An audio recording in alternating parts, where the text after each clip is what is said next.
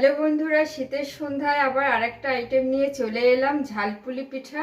দেখে নাও উপকরণগুলো কি কি।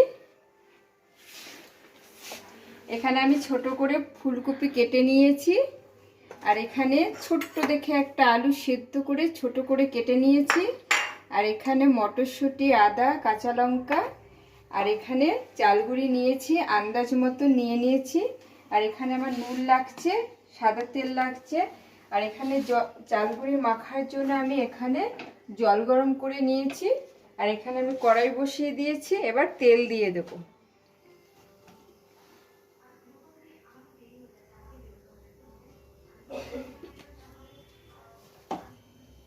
তেল গরম হয়ে গেছে, দিয়ে দিচ্ছি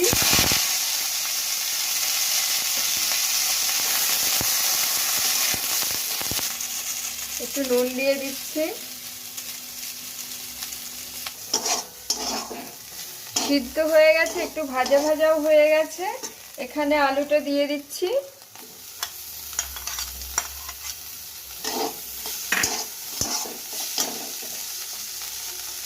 আর এখানে আদা বাটা, লঙ্কা বাটা, মটরশুঁটি বাটা দিয়ে দিচ্ছি।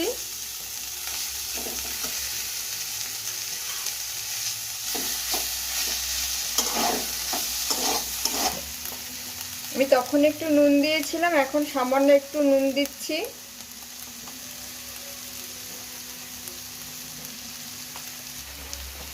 একটু মিষ্টি দিয়ে দিচ্ছি।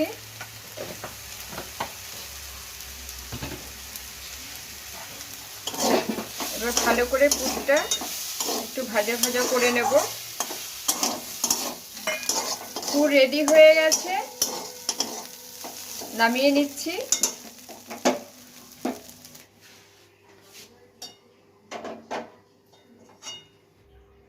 এখানে চালগুড়ি নিয়ে নিয়েছি, আর এখানে জলটা গরম করে নিয়েছি, তার মধ্যে একটু নুন দিয়ে দিয়েছি। এবার আমি চালগুড়িটা মেখে নেব।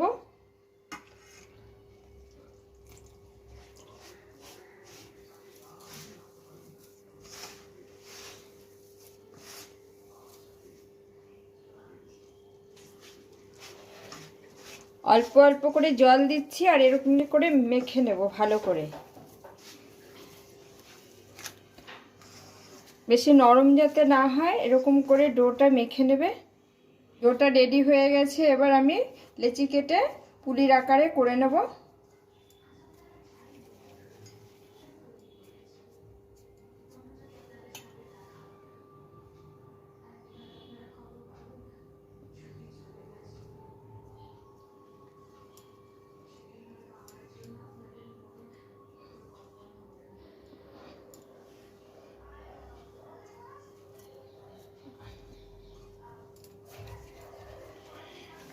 জল ফুটে গেছে, এবার পুলিগুলো দিয়ে দেবো জলের মধ্যে।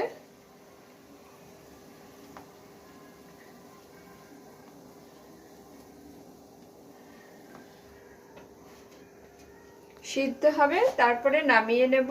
এই পিঠেটা সিদ্ধ হয়ে গেছে, যখন দেখবে পিঠেটা উপর দিকে ভেসে উঠেছে, তখন মনে করবে যে পিঠেটা সিদ্ধ হয়ে গেছে। এবার তুলে নিচ্ছি। ঝাল পিঠে রেডি হয়ে গেছে বন্ধুরা, এইভাবে তোমরা করে দেখো। আমার তো ভীষণ ভালো লাগছে গুড়ে ডুবিয়ে খেতে। যদি তোমাদের ভালো লাগে তাহলে একটা ফেসবুকে ফলো করে দিও, আর যারা ইউটিউব থেকে যারা দেখছো তারা সাবস্ক্রাইব, লাইক, শেয়ার করে দিও।